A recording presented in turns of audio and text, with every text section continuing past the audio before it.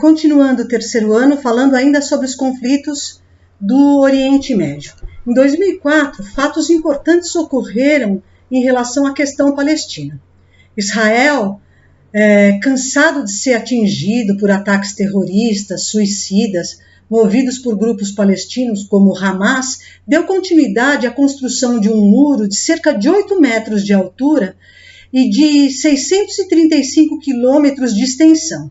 Esse muro parece ter surtido um efeito que caiu radicalmente o número de atentados nas cidades israelenses.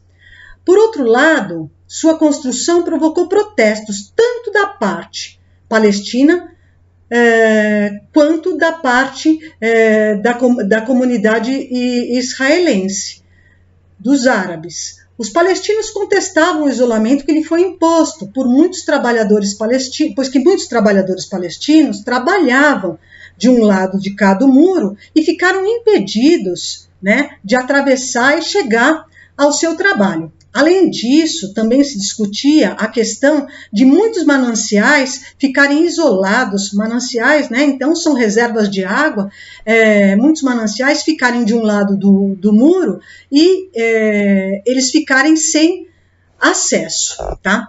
Outro fato marcante, que no fim de 2004 foi a morte do líder palestino Yasser Arafat. Ele era presidente da autoridade palestina e nos últimos anos vivia isolado pelo exército israelense. Em 2010, Israel continuou o programa de assentamentos em Jerusalém e houve uma forte tensão com o Hamas, que era um grupo terrorista. Em 2011, os Estados Unidos defenderam o Estado palestino com base nas fronteiras pré-guerra dos 6 dias. Pela proposta, Israel cederia Jerusalém Oriental e sairia de áreas da Cisjordânia. Em 2017, Israel continuou realizando assentamentos na Cisjordânia. A Cisjordânia é um território sob controle israelense e parcialmente ocupada pelos estados de Israel e pelos palestinos. Em 2018, agravou-se o lançamento de mísseis da faixa de Gaza em direção a Israel. Então, esses ataques eram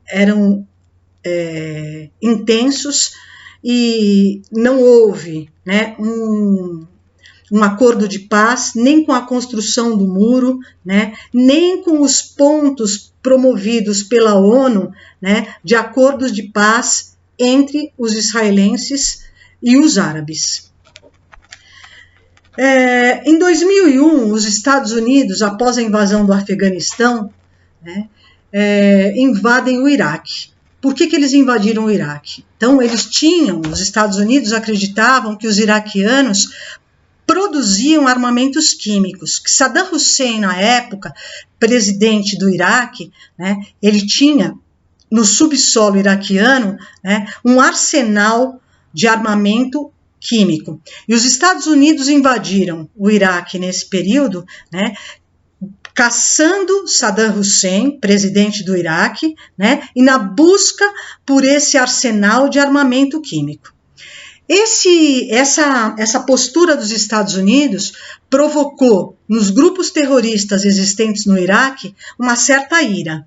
E com isso, o Talibã, que é um grupo terrorista, promoveu uma ação nos Estados Unidos que foi a derrubada das 2 torres gêmeas, World Trade Center, em Nova York, ocasionando inúmeras mortes, Então, o 11 de setembro é uma data muito triste para os Estados Unidos, e para os norte-americanos, desconfia-se que, liderados por Osama Bin Laden, esse ataque terrorista, tanto das 2 torres gêmeas, como também numa área do Pentágono em Washington, foi promovido por conta de uma retaliação, que os iraquianos fizeram contra os Estados Unidos por conta da invasão e da busca por armamento químico que supunha-se que os iraquianos fabricavam. Na época, o presidente dos Estados Unidos, George W. Bush, buscou incessantemente Osama Bin Laden, e não é comprovado, mas não achou Osama Bin Laden. Apareceu um homem morto que eles dizem que é Osama Bin Laden, mas na verdade não se prova nada com isso, tá? Continuando aqui, no final de 2001, os Estados Unidos invadiram o Afeganistão. Uma milícia fundamentalista sunita, o Talibã, sob a liderança do Mullah Omar, simpatizante de Osama Bin Laden, né, suspeita ter dado a cobertura após atentados de 11 de setembro que destruíram as Torres Gêmeas e destruíram o Pentágono. Bin Laden jamais foi encontrado, apesar da promessa de George W. Bush de capturá-lo. A invasão norte-americana no Afeganistão, após os atentados de 11 de setembro, foi decisiva para a derrubada do Talibã, né? Então é um grupo que acabou.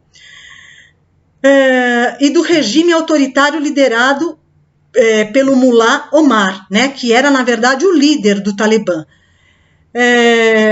No entanto, a despeito de o país ter passado por um processo de democratização formal, com um novo governo, uma restauração das liberdades individuais por conta da derrubada do Talibã, o Afeganistão ainda está longe de uma estabilidade política. Então, por conta disso, desde esse período, desde 2001, né, o Afeganistão é um país, é uma terra arrasada. Isso é importante para os Estados Unidos? Sim, é uma terra arrasada. Então, problemas socioeconômicos, problemas sociais seríssimos, fome, esgoto a céu aberto, desemprego, altos índices de inflação, né, são coisas vistas nesses países que sofreram ataques e que até hoje não conseguiram se recuperar, mas que, para os Estados Unidos, por incrível que pareça, isso é uma coisa importante que aconteça. Por quê? Né? Uma população mais carente, com ausência de políticas sociais, faz com que a luta por isso, né, seja uma coisa muito importante, e os Estados Unidos tranquilamente possam o quê? Explorar todo o petróleo da região calmamente. Então, a maior parte das empresas que exploram o petróleo no Oriente Médio são empresas norte-americanas. Shell, Chevron, Texaco, né, são empresas que estão instaladas hoje dentro do Oriente Médio, em países considerados terras arrasadas, por conta de problemas sociais, né, que estão intimamente ligados às questões de conflitos entre árabes e israelenses, né, na conquista por territórios. Isso é muito importante, esses conflitos são muito importantes. Por quê? Porque enquanto eles estão em conflito, os Estados Unidos calmamente podem o quê? Explorar o petróleo da região.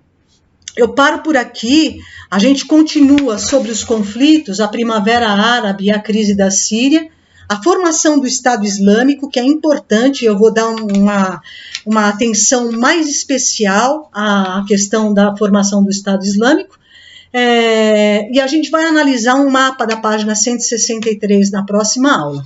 Eu vou pedir para vocês tentarem fazer os exercícios referentes a esse módulo, que começam na página 165 e vão até a página 169, tá? Para que a gente depois possa continuar e acabar logo essa frente 3, tá bom? Um abraço para vocês e até a próxima aula. Façam os exercícios que eu vou mandar o link para vocês, tá bom? Tchau, tchau, até. Qualquer dúvida, Clipe Escola, chat, e eu mando meu e-mail na mensagem. Tchau, tchau, saudades, cuidem-se.